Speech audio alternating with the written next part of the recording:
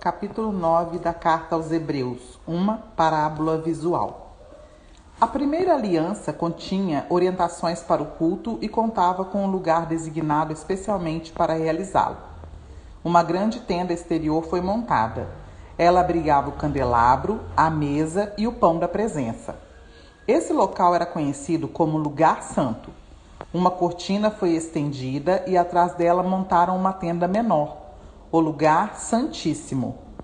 Ali foram postos o altar de incenso, feito de ouro, e a arca da aliança, que era coberta de ouro e guardava uma urna de ouro com maná, o cajado de Arão que floresceu, as tábuas da aliança e o propiciatório, sob a sombra das asas do anjo. Mas não temos tempo para comentar isso agora. Depois que tudo estava em seu lugar, os sacerdotes cuidavam de suas tarefas na tenda maior, mas apenas o sacerdote principal entrava na tenda interior, a menor, e isso uma vez por ano, para oferecer um sacrifício de sangue pelos próprios pecados e pelos pecados acumulados do povo. Essa foi a maneira utilizada pelo Espírito Santo para mostrar, por meio de uma parábola visual, que enquanto a tenda maior existisse, o povo não poderia andar com Deus lado a lado.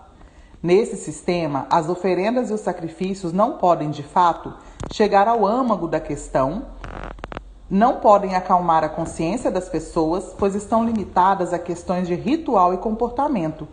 Trata-se essencialmente de um arranjo temporário até que uma revisão completa pudesse ser feita. Apontando para as realidades do céu. Mas, quando o Messias, o sacerdote principal dos assuntos superiores da nova aliança, entrou em cena, ele ignorou o antigo tabernáculo e seus utensílios neste mundo criado para exercer um ministério perfeito. Ele também descartou os sacrifícios que consistiam em sangue de bezerros e de bodes e os substituiu pelo oferecimento por dentro e por fora. Por meio do Espírito, Cristo ofereceu-se como sacrifício sem defeito e nos liberou dos esforços inúteis para que nos tornássemos pessoas respeitáveis e pudéssemos viver para Deus. Assim como um testamento só tem efeito depois da morte de quem o fez, a nova aliança foi iniciada com a morte de Jesus. Sua morte assinalou a transição da antiga aliança para a nova, cancelando as antigas obrigações e os pecados que as acompanhavam e convocando os herdeiros a receber a herança eterna que foi prometida a eles.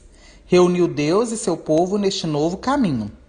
Mesmo na primeira aliança, houve a necessidade de uma morte para sua confirmação. Depois de ler todos os termos da aliança da lei, o testamento de Deus, Moisés pegou o sangue dos animais sacrificados e, num gesto solene, aspergiu sobre o documento e sobre o povo que era o beneficiário. Ele atestou sua validade com as palavras: "Este é o sangue da aliança ordenada por Deus."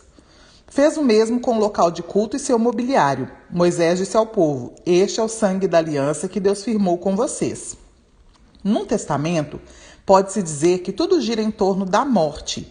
É por isso que o sangue, a evidência da morte, é tão usado em nossa tradição, especialmente no que se refere ao perdão de pecados. Isso indica a proeminência em todas aquelas práticas secundárias que apontam para as realidades do céu.